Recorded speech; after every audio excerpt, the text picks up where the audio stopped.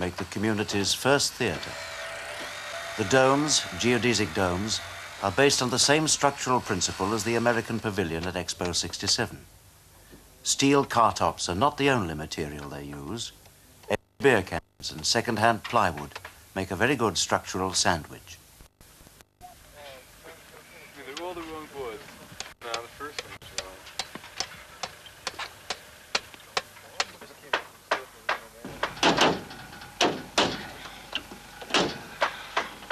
How are we going to do this?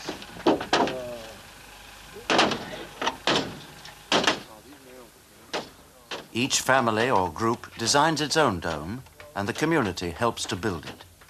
The smallest costs about £6, and the theatre about £80. They all help to put in electricity, water and drainage. Architects, engineers, painters, writers, even a scientist lives here. Their ages range from 18 to 40. What do we got?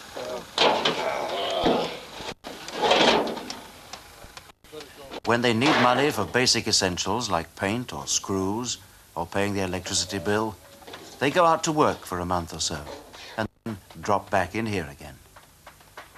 These dropouts have not turned their back on technology. They're just using it for their own ends. All right.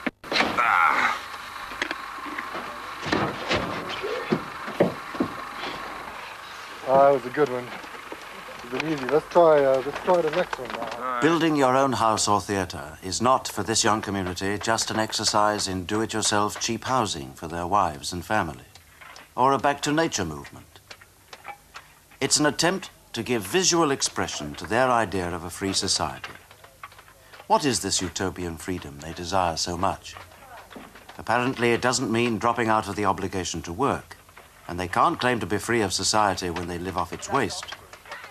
Seeing the life of the dropouts from the outside, Dr. Bronowski nevertheless believes he understands. What are they doing?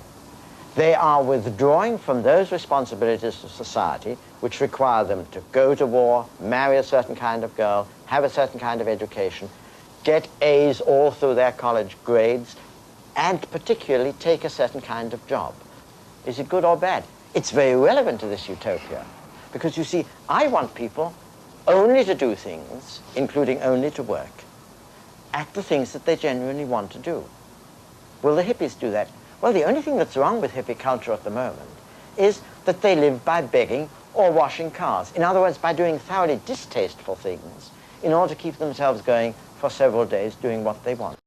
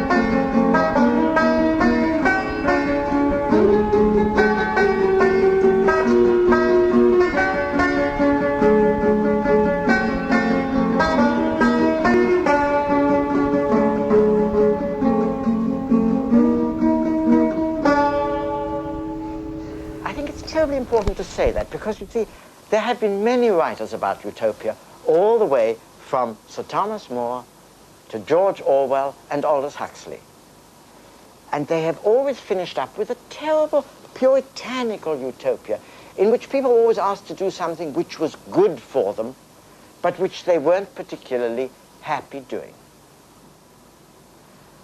Now it requires a major social invention, but then you see, what is utopia about? It isn't about saying how the future will work. It's about how people will make the future work.